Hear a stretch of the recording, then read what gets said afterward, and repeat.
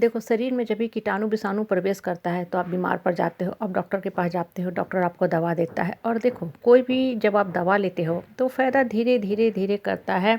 In fact जब आप homeopathic दवा लेते हो तो वो और लंबा समय लेता है फ़ायदा करने में, क्योंकि बॉडी में जाके वो टाइम लेता है, एब्जॉर्ब होता है, फिर अपना जो रिएक्शन है वो बॉडी के ऊपर शुरू करता है, कीटाणु विषाणु को मारने का काम वो शुरू करता है।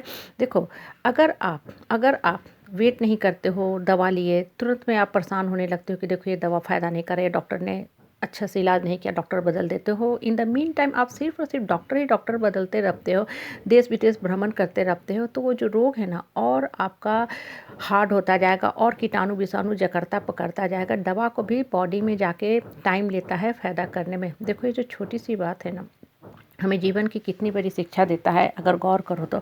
हम सब किसी न किसी स्पिरिचुअल ऑर्गेनाइजेशन से जुड़े होते हैं, अच्छी किताबें पढ़ते हैं, वीडियो सुनते हैं, मैसेज आती है उसको अपने दिमाग में भरने का कोशिश करते हैं, दिमाग को वहाँ पे कंसंट्रेट करते हैं, फोकस करते हैं।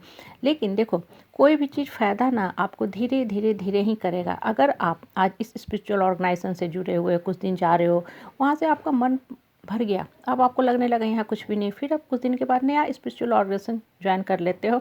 इन द मीन टाइम होगा क्या कि सिर्फ और सिर्फ आप यहाँ से वहाँ भटकते रहोगे और कोई भी एक बात आपके दिमाग के अंदर स्थिर नहीं होगी, स्टेबल नहीं होगी। और आजकल खासकर ये फैशन भी हो गया है, एक स्टेटस सिंबल भी बन गया है कि हम पर्टिकुलर स्पिरिचुअल ऑर्गेनाइजेशन से जुटे हुए हैं।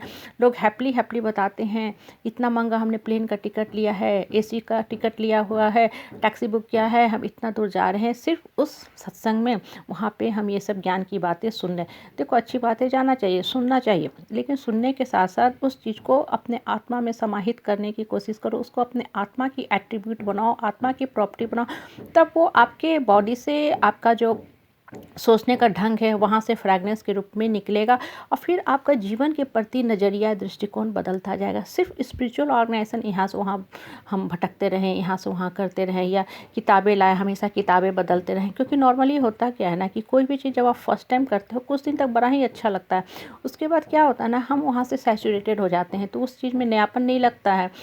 और इंसान के माइंड की क्या देखो खासियत होती है, नेचर होती है कि माइंड हमेशा नयापन खोजता है, नयापन खोजता है। जैसे मुख होता है ना, हमेशा नया नया तरह का खाना खोजता है, उसी तरह माइंड नयापन की तरफ भागता है। तो हम एक संस्था छोड़ के फिर दूसरी तरफ जाते हैं, फिर अगली की तरफ जाते हैं। इन द मीन टाइम सिर्फ और सिर्फ आप ऑर्गेनाइजेशन ही बदलते रहोगे, कभी अपने माइंड को परिवर्तित करने का कोशिश नहीं करते हो, तो कोई भी चीज़ आपके ऊपर लंबे समय तक फ़ायदा नहीं करेगी। इसलिए होता क्या है कि इनिशियली जब आप कोई भी बुक भी पढ़ते हो, कोई प्रोग्राम भी देखते हो रेगुलरली, या स्पिरिचुअल जो संस्था होती है वहाँ जाते हो, शुरू में आपको बड़ा ही अच्छा लगता है, मज़ा आता है, आपको लगता है वास्तव में यहाँ आए तो मेरा जीवन बदल गया।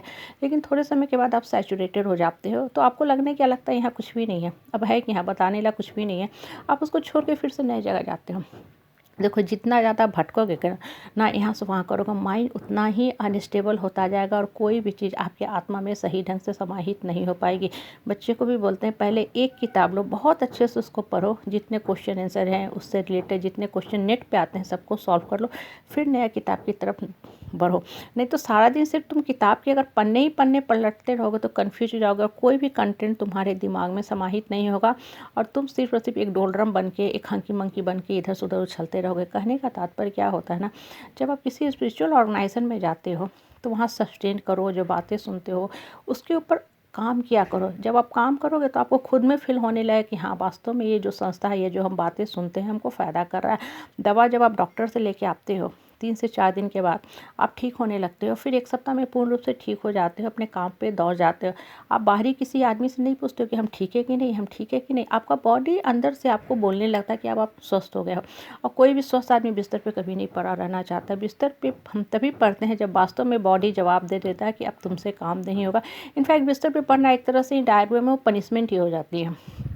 अब आप किसी स्पिरिचुअल ऑर्गेनाइजेशन में जाते हो तो धीरे धीरे क्या होता है कि मन से जो नकारात्मक सोच होते हैं ना, वो हटने लगते हैं, छटने लगते हैं। मतलब धीरे धीरे आपका जो पेन का इंटेंसिटी है, बहुत पहले हाई फीवर का पेन होता था, कम होने लगेगा। क्यों? क्योंकि अब आप अपने माइंड के ऊपर काम करने लगो, और जैसे जैसे आप माइंड के ऊपर काम करने लगोगे ना, आपको वही समाज, परिवार, परिवेश, परिस्थिति सब कुछ वही है, लेकिन आपका अंतर मन हील हो रहा है, मन परिवर्तित हो रहा है। और जैसे जैसे मन परिवर्तित होने लगेगा ना, आप खुद में फील करोगे कि जीवन भी परिवर्तित होता जा रहा है। इसलिए जो भी बातें सुनते हो, पढ़ते हो, उसको आत्मा में समाहित करके आगे बढ़ने का कोशिश किया।